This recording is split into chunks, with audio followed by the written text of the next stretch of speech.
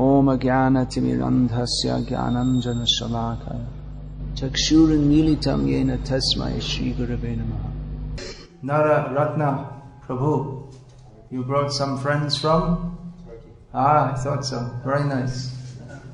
Thank you very much. Very happy to see you. Some devotees here from Turkey. Always happy to see Chaitanya Mahaprabhu's family expanding in different parts of the world. So, some questions? Is there another mic? Only one mic? Okay, so stand up and say it as loudly as you can. Please. If you come closer, then it'll come in this also. Come here. No, you stand up so they can. He's very shy. In the second canto of Srimad Bhagavatam. You see the devotees at the back? You have to speak to them. Don't speak to me. In the second canto of Srimad Bhagavatam, Srimad Prabhupada said, we should not even try to hear about the pastimes of Krishna in Goloka. Only when one comes to the platform of spontaneous devotional service can he hear about such pastimes. Some of the Maharajas in the school give lectures on these topics, writes books like Venu Gita, what to do when such... Alright, well this statement should be understood in context. Especially when it is given by unqualified devotee, and how to understand this qualification. Yeah, we should understand this in context. Our acharyas have recommended us to hear the pastimes of Krishna in Vrindavan, but especially for those who have not reached the perfect stage, especially the childhood pastimes of Krishna are recommended. There are aspects of Krishna's pastimes with the gopis which to persons who are not fully freed from all material desires appear to be like the erotic activities of materially contaminated persons of this world. And unless one is free from such desires oneself, then by hearing that, if one is not fully convinced that Krishna is the supreme enjoyer, then desires that we shall enjoy in such a manner are liable to arise within our hearts. So, although the intimate pastimes of Krishna with the gopis, hearing that is certainly the perfection of existence, but for one who is not ready to hear that, that will have an opposite effect. So it is better to hear, it's especially recommended that we hear about Krishna's childhood pastimes. We want to come to Krishna. Krishna is all attractive. Krishna is not simply God. He's God and a lot more too. The normal understanding of God doesn't allow for anything to be more than God. But when I'm saying God here, I'm meaning in the sense that we think of God. We think of Him as the supreme, and He's always acting in that role.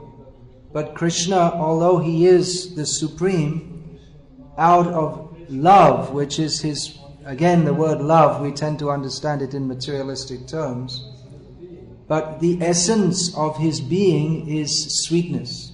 Madhurja Bhagavata Sa. It's not opulence or power or punishment, but sweetness, and that sweetness comes from loving exchanges. So certainly we want to be Krishna conscious. Srila Prabhupada didn't want to call his society the International Society for God Consciousness, but very specifically Krishna, the supreme loving, supremely sweet person. And that sweetness is not simply some theoretical feeling, but that sweetness or that exchange of rasa takes place within his pastimes. So if we're at all to be attracted to Krishna, rather than to simply a concept of God, then we have to hear Krishna's pastimes. But at the same time, because Krishna's pastimes are inconceivable in as much as from our vantage point they resemble human pastimes. So we simultaneously have to hear about the greatness, how he is great, and hear his pastimes. That we should be, please sit, come here, sit, see that empty spot, go and sit.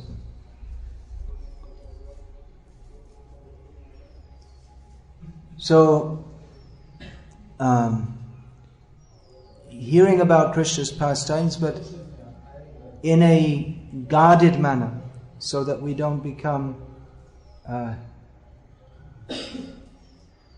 victimized by our own bad propensities. Another consideration is that we have to earn the qualification to, as Madhura Brinda Bipina Madhuri Prabesha Chaturisha, to enter into the sweet pastimes of the sweet groves of Vrindavan is the topmost level of all perfection. But there's some consideration of qualification also. These are the pastimes of the Supreme Person, his private life, you can say. So it's just like the president of the country. Not everyone has, very few people have the right to directly approach him anyway. But to enter into his intimate life, his family life, only very few, very close family friends can do that. Even the Prime Minister doesn't have the right to do that. In India there's Prime Minister and President. So the Prime Minister doesn't have the right to relate to the President in the same way that the President's wife does. Even though the Prime Minister is much more powerful and important person in the worldly sense than the President's wife, to the President, his wife is much more important to him than the Prime Minister. So from the general point of view, we see the Prime Minister as very important. But from the President, who's the topmost person in the state, his wife is more important. So this is, Krishna consciousness means to approach God on his terms. But we have to become qualified to do that. There's a question of eligibility also. So, what to do? So many different books. Well, as far as I can see, they're talking about the books of Shivaram Maharaj, who's written extensively about Krishna Lila. He has written in a manner bearing these points in mind. That he is written in a manner that he doesn't describe the very extremely intimate parts. At the same time, there may be a tendency for devotees beyond their level of qualification to discuss pastimes rather than tattva. There are two considerations: tattva, or philosophical or philosophy, and rasa, or the exchange, or the rasa means that wonderful expression which comes from exchanges with Krishna. So everything is meant for leading to rasa. Everything is meant for rasa. But at the same time, unless we are properly situated in tattva gyan, knowledge of philosophy, Again, the philosophy, it's not a good word. Tattvagyan is a better word, but we have to use English words because we're speaking in English. So, using the word philosophy, understanding its limitations. Even the term Tattvagyan, that's a very good term, but then that's again misunderstood and misinterpreted by different schools. So we should understand Bhagavat Tattva Vijnanam, scientific knowledge of the personality of Godhead, through the Vaishnav Parampara. So without understanding that, then if we discuss so much about Leela, there'll be rasa will be produced. But unless we're situated on the platform of utter surrender to Krishna, then we will, hearing the descriptions of Krishna, we will tend to consider Krishna as an object of our enjoyment. And thus the rasa that will be produced in us will be one of mundane rasa. So this has been discussed extensively by Srila Bhaktisiddhanta Saraswati Thakur in his composition Prakrita Rasa Shata Dushini. So you can study that. That actually this should be discussed in great detail. He's given in sutra form. Rati age shraddha pache rupa noga bolena, for instance, one of the many sutras that he's given therein is that to say we shall have attachment to Krishna and then we'll think about faith in Krishna later. Those who are followers of Rupa Goswami, they don't say that. Rupa Goswami says ado shraddha. First of all, there should be faith. Not that we jump in at an intermediate level, jumping over the intermediate stages. It doesn't work like that. Rupanugas, followers of Rupa Goswami, don't say that. We have to follow the process given by Rupa Goswami. So it's a big topic.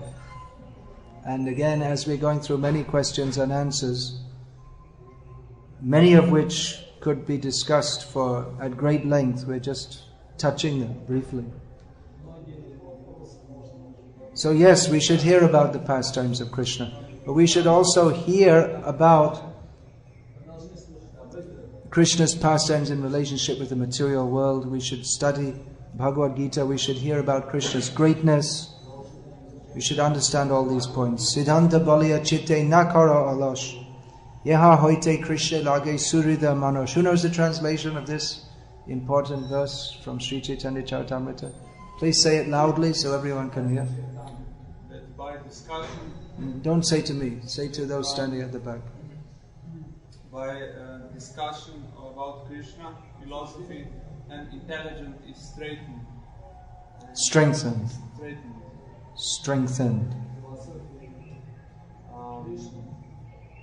One should not be lazy. One should not be lazy to discuss the philosophy. Yeah, specifically Siddhanta. Philosophy, that gives the idea of mental wanderings, but Siddhanta means to come to the point of actual understanding. So one should not be mentally lazy. One should apply one's intelligence to understand what is Siddhanta, because from this, yes, one's Iha Hoite Krishna, one's attachment to Krishna becomes strong.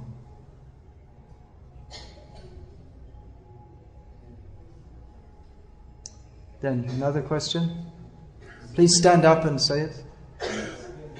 So from this same question, there is a question: how to understand his qualifications? Such speaking. You want me to say it? All right, I'll say it. How to understand the qualifications of a speaker?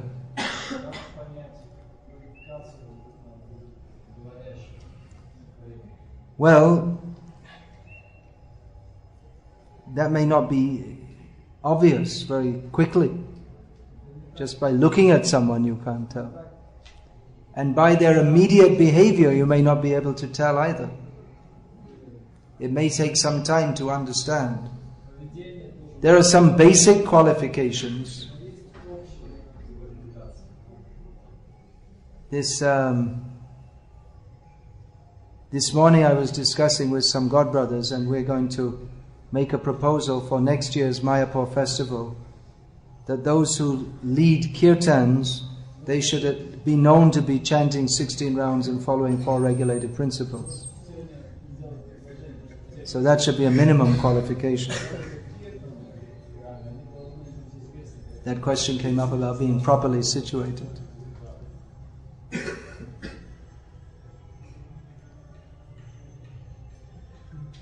There's some other proposals also about the Mayapur festival we're going to bring up.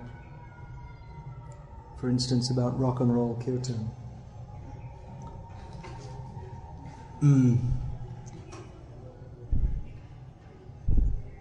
That may be difficult to tell. If there are there may be if there are signs of gross material attachment, that is easily identifiable. If one is not following regulated principles, or even if one is attached to petty materialistic activities like watching silly things on TV, which means pretty much everything that comes on TV.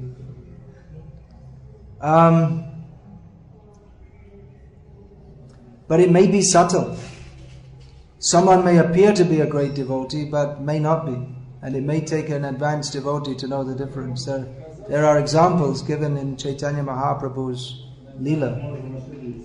There was one apparent devotee of Lord Ram who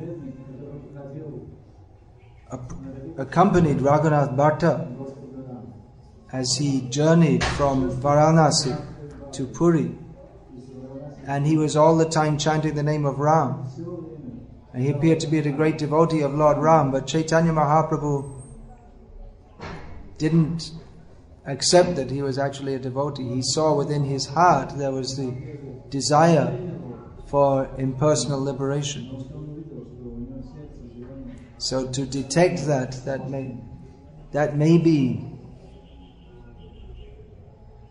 not be possible for all. There may be also desires for name and fame. One is speaking on a very high level to earn the praise of being known as a great devotee. That's also possible. So one will have to, or there may be some wrong philosophy there. I hear it quite a lot actually in classes spoken, which is not exactly to the point. So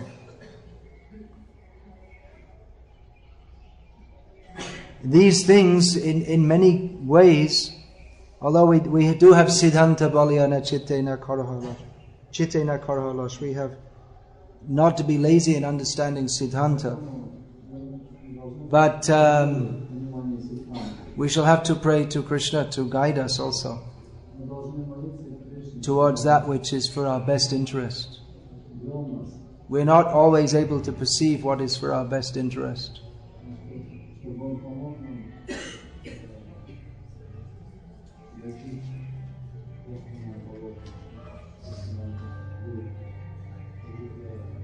Yeah, another question.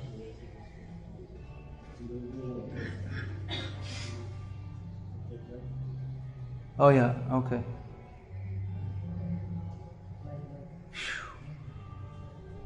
Quick. Bistre, something like that. Tartse, or whatever you want to say. Look, then better if now you have the mic, you can translate the question yourself. Just speak loudly, or turn the volume up and turn it down, or something like this. Can you manage that? No, it's only a short range mic. Difficult to translate. All right, then you go there, Gauranga, and do the. Here we have Gaur and Gadadhar. Good combination.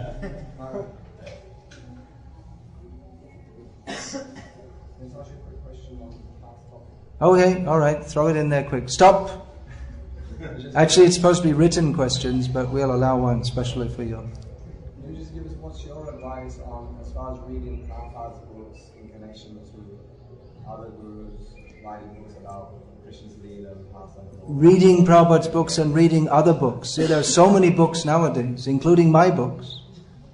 Some people say stop all the other books. But they'll never stop, because writing books is kirtan, and kirtan should go on. But certainly Prabhupada's books must be the basis of this, of devotees' understanding in our movement. That seems to be very clearly Prabhupada's desire. And that also, we can see that helps to situate devotees solidly in Krishna consciousness if they have a good grounding in Prabhupada's books. So yeah, please read Prabhupada's books. As far as reading other books is concerned, well, the name of Shivram Maharaj was mentioned. He has a rule for his disciples that they're not allowed to read other books unless they get his permission, because there are many books being printed, and even they may be good books, but they may not be good for the particular person, what they need to read.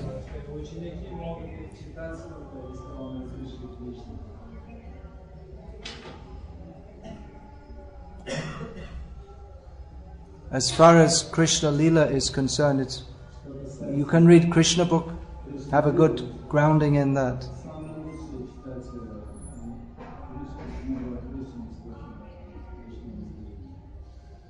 Yeah, then read again and again.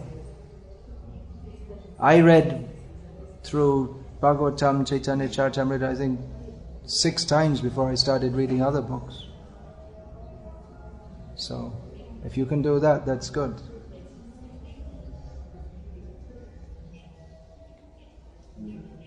And I didn't stop reading Prabhupada's books when I started reading other books also.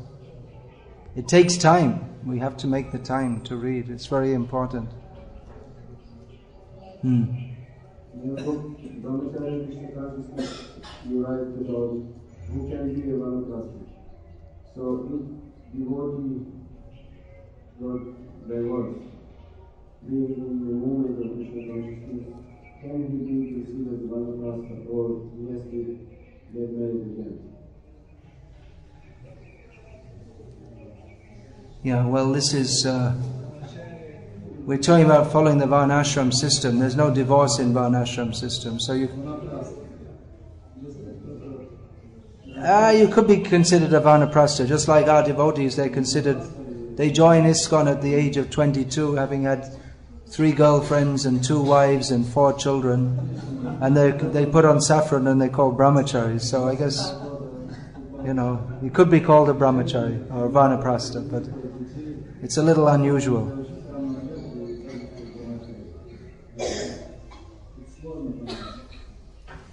Just for the sake of calling something, we can say or you can adopt that mood. If one is actually in that mood of now I'm preparing for renunciation and going back to Godhead.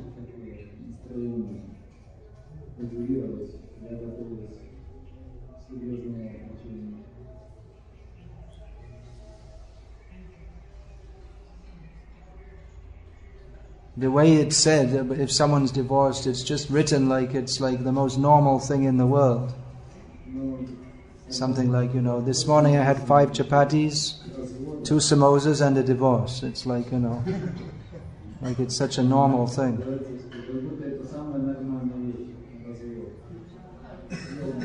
So this is not good.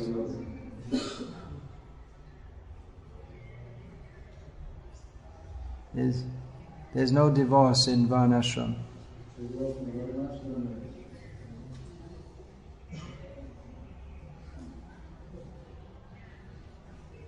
Then.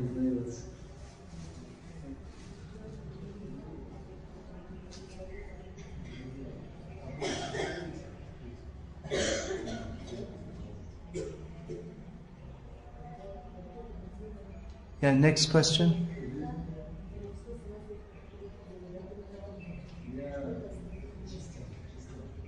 We are cooking something and like now for baking or something, and we not cook immediately. Something we can pronounce the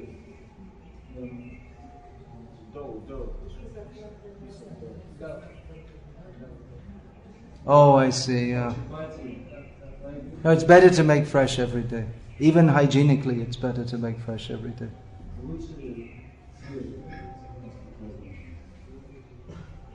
Make fresh and offer to Krishna fresh every day.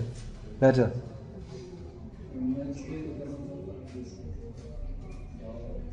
No, better make fresh every day. That's what I'm saying. Even, like I'm saying, even hygienically it's better to do so.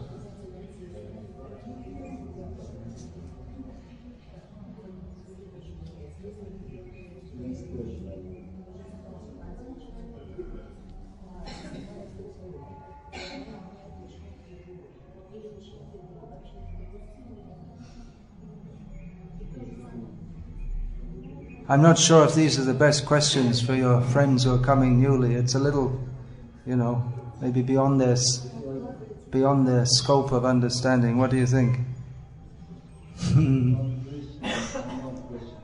Somebody offers water and alcohol, and then another person remove it. Is it okay?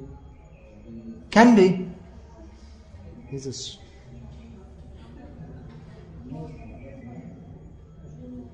It's not usually done, but can be.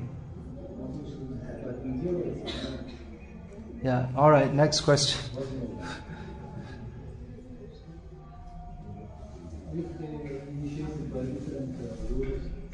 Sorry? There's no problem. No problem. Krishna won't strike you with a thunderbolt for doing that.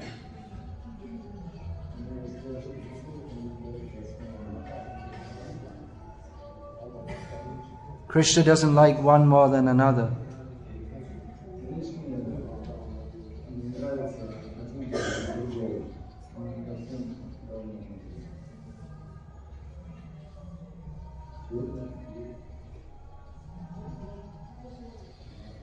One question.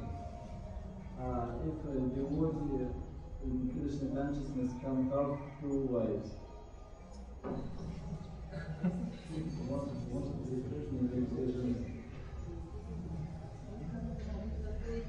If you're in Krishna consciousness, you can have 25 wives.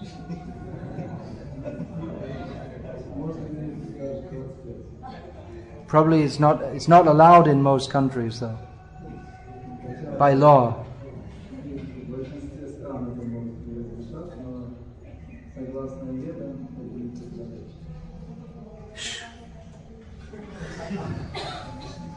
What other questions?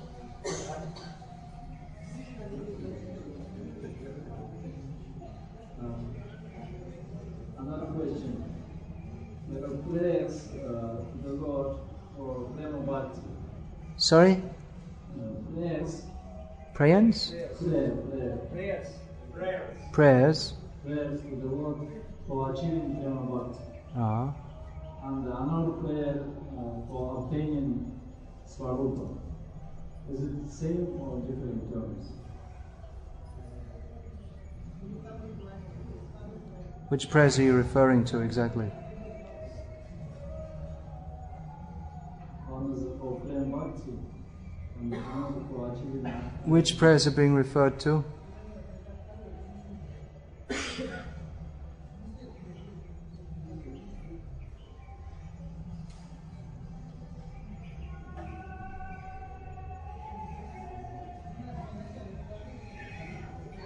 Well, we can hear the prayer to Tulsi Devi being prayed now, so that has in this prayer both things are being stated now.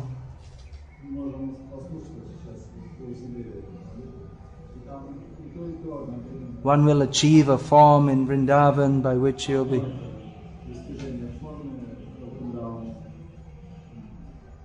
by which one Karo Nija Dasi, make me your own maidservant, and then Sri Radha Govinda Preme Shada Jaina Bhasha. So that I will always swim in the love of Radha and Krishna. So we can say the two are more or less synonymous.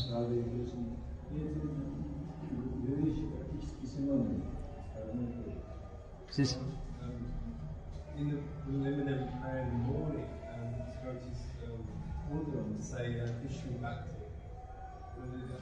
Should it be Vishnu Bhakti or Krishna Bhakti? It's one of those frequently asked questions. Philosophically, it could be understood either way, and probably more so Krishna Bhakti. But as the exact Shastric reference says Vishnu Bhakti, we should say Vishnu Bhakti. What happened is, when the first ISKCON songbook was made, the compiler of that decided to change it from Vishnu Bhakti to Krishna Bhakti, and confusion has been there ever since. But better to stick to what the Shastra states. Do you want to turn this fan on? It's quite hot in here. This one? But if you don't mind, because I tend to lose my voice, those at the front will suffer the heat along with me. You like it better than the snows of Slovenia. Still snowing there? Yeah. Once I left India in May, and who's been in India in May? Non-Indians? Of course the Indians have been here. It's hot, right? Very hot. 45 degrees. I arrived in Moscow and it was snowing. Just see.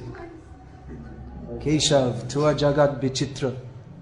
Bhakti Thakur says, oh Keshav, your world is Vichitra, very strange. Yeah, we're going through the Russian questions, so let's suffer them first and then we'll get back to non-Russian questions. Yeah.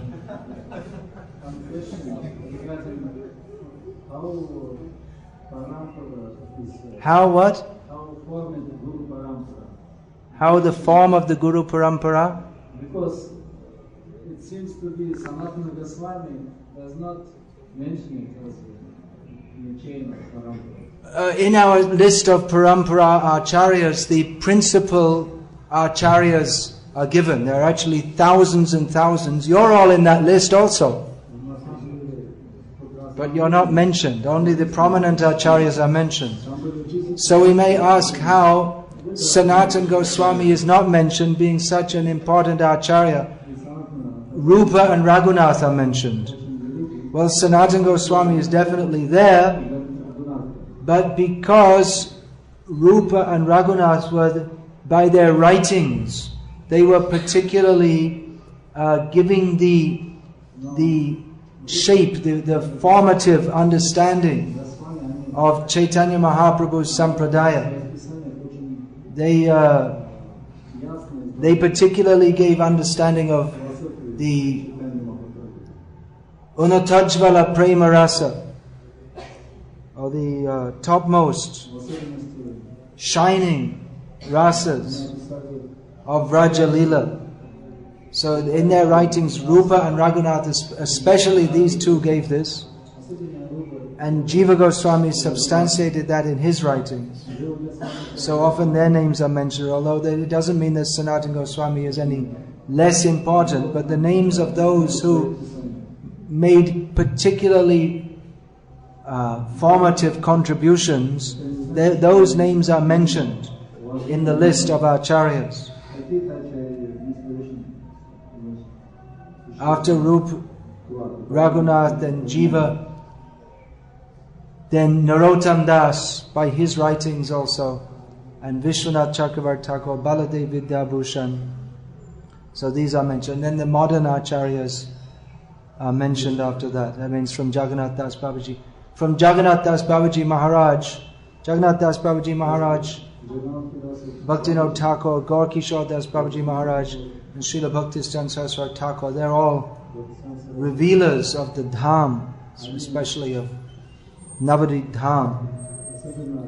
So it's a huge topic, a very big topic, to understand what is our parampara, who are the acharyas, what they have given. Too much to take up in this session here. If we get a lifetime of several hundred years,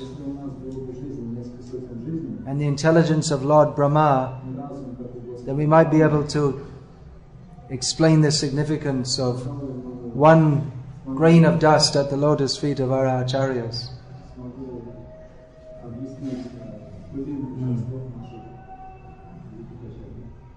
Next question. How can I understand that my spiritual master pleased with my service? How can I understand that my spiritual master is pleased with my service? You can ask him. If you are concerned that he may not be, you can ask him.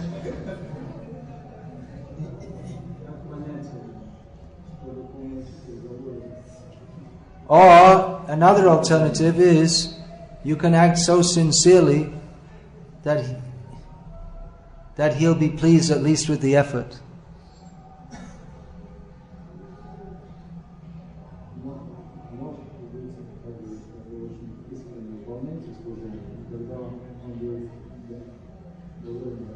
Alright, in the meantime, usually we understand that we should offer to Krishna what he likes.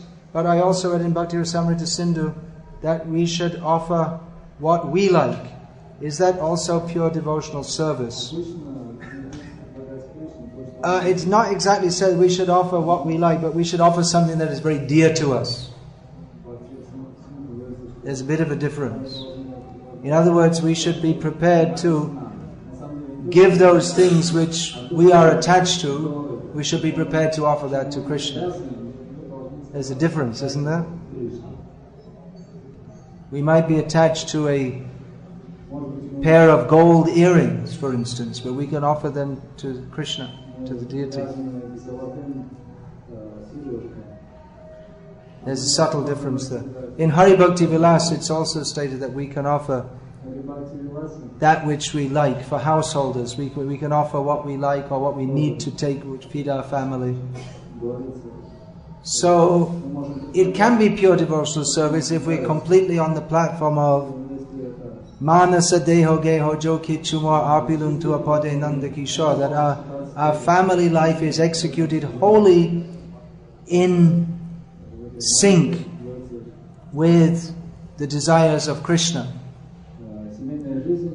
That provision is also there for less advanced devotees who are attached to various forms of sense gratification. So instead of taking something which is not offered to Krishna, at least it's more like karma yoga. Yat karoshi yadashnashi yajjahosi dadasi yat tapasyasi kaunteya tat karushva madarpana. Instead of offering to Krishna what he likes, we may offer to him what we like and say, Krishna, please accept this and I'll enjoy it afterwards, which isn't really the proper level, but it's better than trying to be a totally independent enjoyer. And thus we get pizza prasadam, which Mother Yashoda, at least we don't find any instances of Mother Yashoda offering pizza to Krishna. Alright, what's the next question?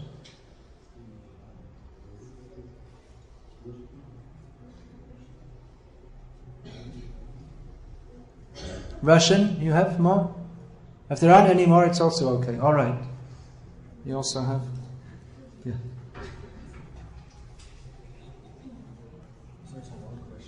Initiated or uninitiated devotees. How can we know that we are progressing in or our service is being accepted? This question came up yesterday actually. Is there a difference between initiated and uninitiated? What is the significance of initiation? It's a big topic. Again, it can be said that Well, I can say the same thing, maybe from a slightly different angle. That Dikka Kali Bhakta Karayata Shamarpan. Initiation means the surrendering. So you may say, well, we surrender without the initiation ceremony, but that's a formal declaration of one's surrender. How can we know if our service is being accepted? Well, the method is of offering devotional service at all levels, except that of Radharani and Balaram. At all levels is to offer through other devotees. So that's why it's important to be initiated. That's one of the reasons. So I have questions sent to me by email also, so we can get through. Yeah, please. So on the question of devotees who are uninitiated, Yeah. how can they can't go to the spiritual master and say, are you happy with my service? Yeah, well, I was explaining this yesterday actually, that initial coming to devotional service, in the initial stages, we're just preparing for entry into devotional service. So that will also be in relation to devotees, isn't it? Devotional service means we have to associate with devotees. Devotional service is given. Devotion is given by devotees. Bhaktistu bhagavad bhakta sangena parijayate. So, in the initial stages, we're connected with devotees, and that connection becomes strong or fixed when we make the commitment that comes with initiation. Is that all right? You look a little confused there. In that period of time, before they take initiation, can Yeah. they understand they're making progress? Can they see that? Well, in that stage, we don't really understand that much, do we? It's the beginning stage, but certainly progress is there. The mercy of Krishna is coming in.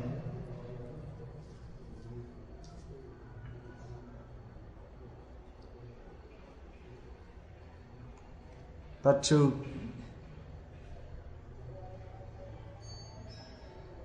get fully on the road, it's like you may be approaching the highway, but you have to get on the highway to go to the destination. So if you're approaching the highway, you're going in the right direction, but still you have to get on the highway to go to the destination. So here are some questions. Is Ayurveda considered Karma Kanda since it deals with maintaining the material body? Well, in the Vedic literature there's Karma Kanda, which comprises much of the body of the Vedas, which is meant for promotion to heavenly planets and enjoying comfortable life. And there's Jnana Kanda, which is generally meant for impersonal liberation. And there's Bhakti. So the Ayurveda deals with the body. So is it Karma Kanda? Well, the body is also used for Bhakti. Actually, Ayurveda it comes under Upaveda. It's not directly in the Vedic literature itself. So it's not really Karma Kanda, Jnana Kanda, or Bhakti, but rather it's an aid which can be used. Now, in the actual Ayurveda is not extant at the present time, but there are Samhitas, which are especially Charak Charak Samhita is that which deals with the essence of the Ayurveda according to Charak. So often you'll find written that in the Ayurvedic texts, as we have them today, that this will help to make the body strong and one can enjoy life like this. So it appears to be aimed at material enjoyment, but it can also be used by devotees to help keep the body healthy so they can serve Krishna.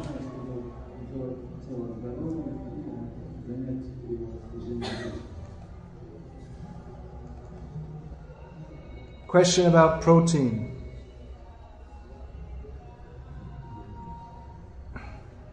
Urad dal, quoting from Madhya Lila purport about foods prohibited in Kartik. A non-vegetarian diet means fish and meat. Similarly, Masur dal and Urad dal are considered non-vegetarian. Well, actually the word here, non-vegetarian, the original term is Amish, which is not exactly that, but there's no real translation for that. So it's generally understood as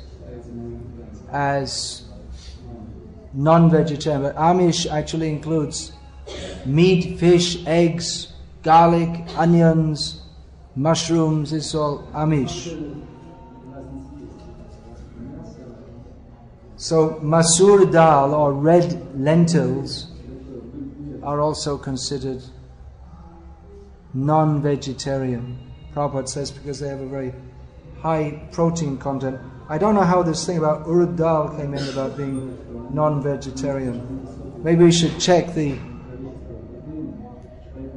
recordings, because many times when Prabhupada said something they misunderstood, and it came out just like it said in the Bhagavad Gita purport in the unrevised edition that there is a planet of trees, which should be the planet of pit trees. But certainly Prabhupada himself regularly took preparations made with Urad dal. So to say they're banned seems very strange. About soya, Prabhupada, well, according to Hridayananda Maharaj, Prabhupada said that soya is unofferable, and certainly it's not part of standard Vaishnav fare. Well, the question is that it's in many ISKCON cookbooks. Well, the answer to that is that it's not necessarily that everything that you find published is bona fide. Even it may have the label ISKCON in it. So, soya, no, not offerable. You can offer it if you like, but it doesn't mean that Krishna is going to accept it. So.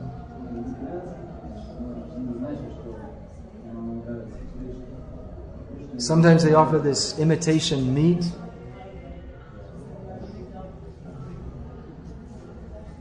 Pretty horrible.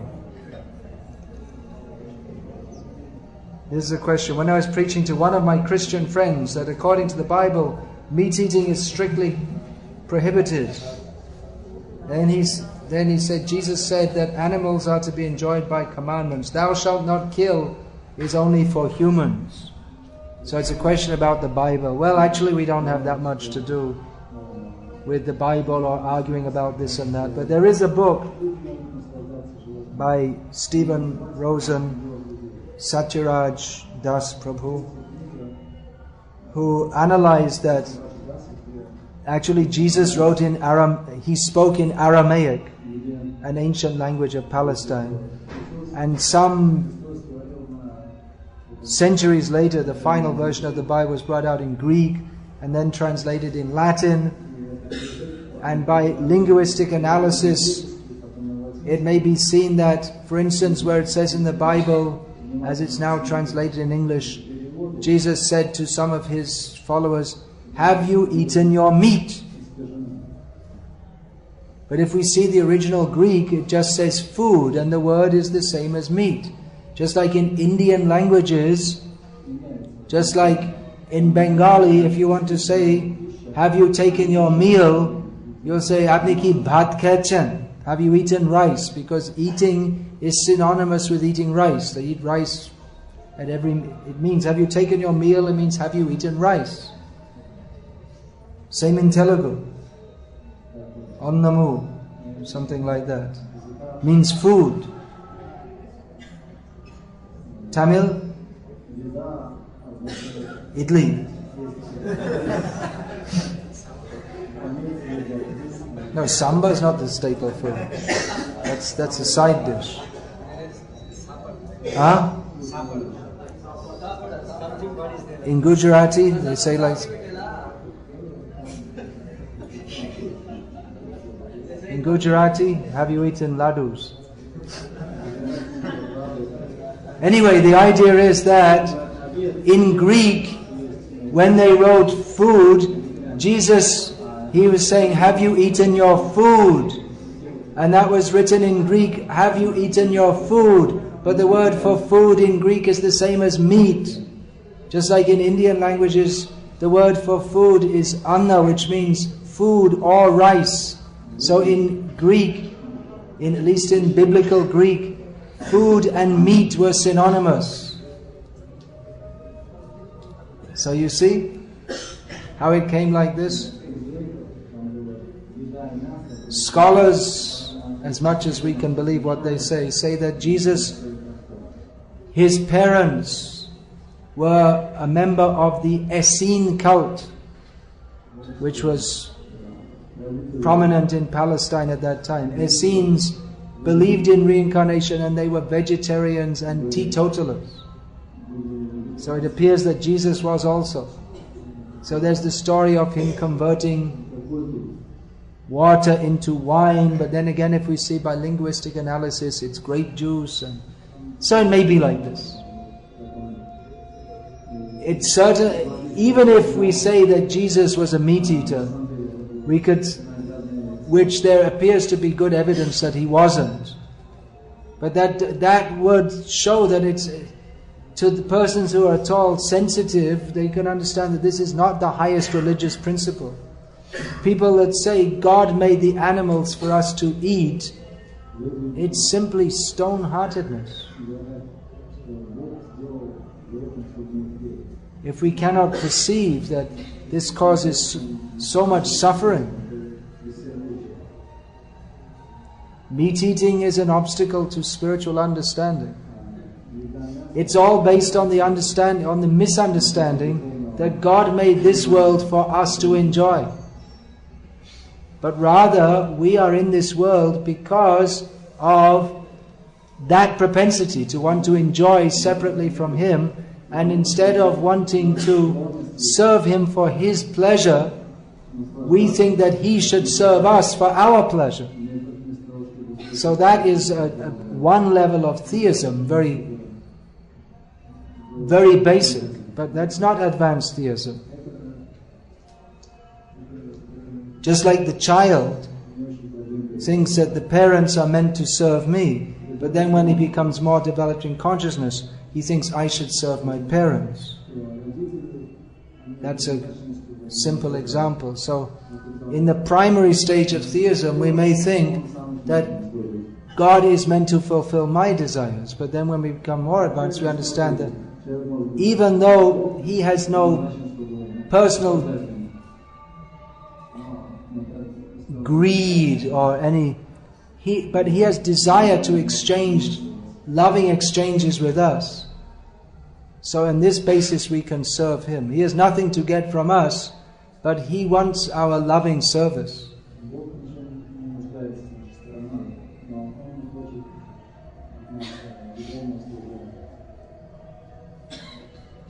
But in general anyway, as probably most of you know, to speak to people who are committed in their way of thinking is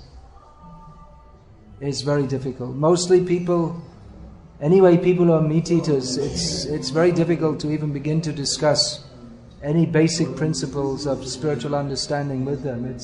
It's very contaminating to the consciousness.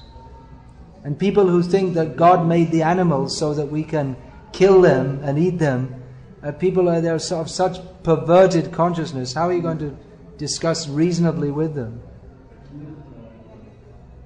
We can't expect to have any reasonable discussion with them.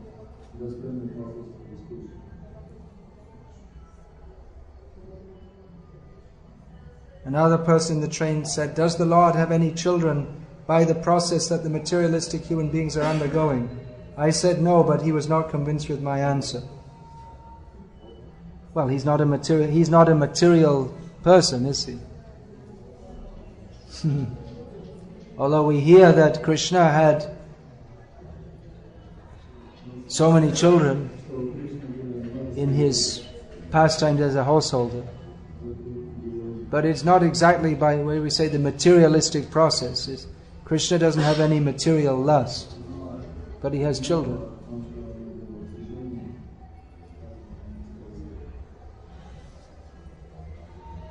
One thing, people are asking about God, but they just use this term God, but they have no idea what it means. So even people may say that, well, I don't believe in God. And we ask them, well, which God don't you believe in? I probably don't believe in that God either. But then if you have to define God, even to define Him, then you have to express some level of understanding of who He is. So even to say I disbelieve in God, you have to have first there has to be some prima facie of belief in Him that you can deny. So even mentally to disbelieve in God, you have to first of all believe in Him and then disbelieve. Because you can't disbelieve in a non-entity or in a non-concept. So someone who says, I believe in God, actually what they're saying is that I accept that there is such a concept, but I disbelieve that concept. But then you can say, how can there be a concept without anything behind it? How many of you believe in antographs? Anyone? No one? Why not? We never heard what an antograph is. Does anyone know what an antograph is? No. Well, nor do I, because I just made the word up.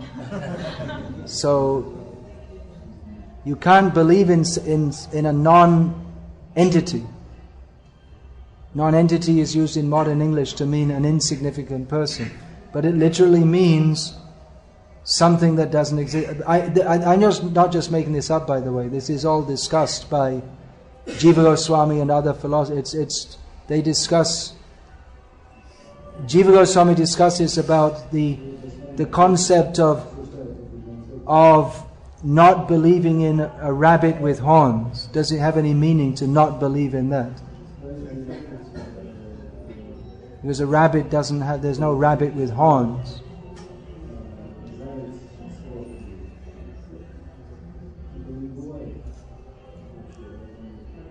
So if we say, I don't believe in God, you first of all have to first of all, please define the God that you don't believe in.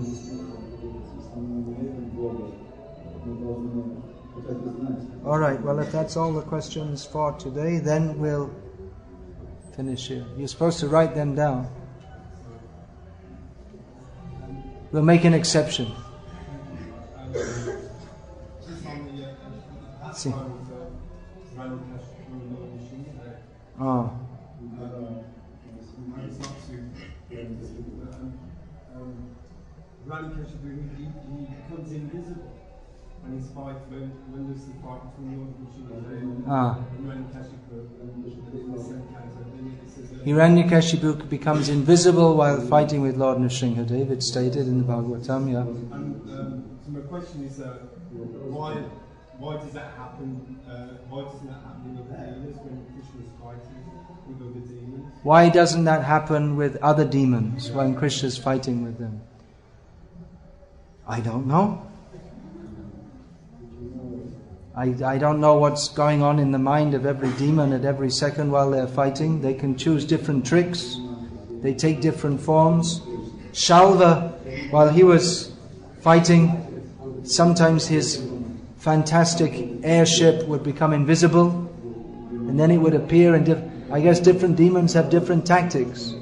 But I didn't interview them, and it's too late now. So it's difficult to say. It's like you can speculate, why did Napoleon march over the Alps in the winter? Why didn't he wait? Why did he attack Russia? You can speculate, but you don't know. He's gone now, and I don't know. If you want, you can wait till the next time round, and if there's anyone taking that kind of demoniac pastime, you can just jump in and tell them, just wait a minute in the fight, I want to give you an interview here. An interview for the newspaper before you get killed. Mathura times. Well, Putana, we'd just like to ask you, what is your motive in coming here? Well, actually...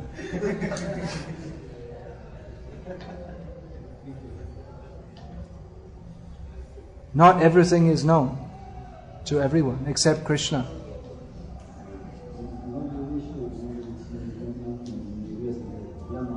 What kind of earrings was Putana wearing when she came in? You don't know? All right, I don't know either. What hairstyle did she have? What color sari was she wearing?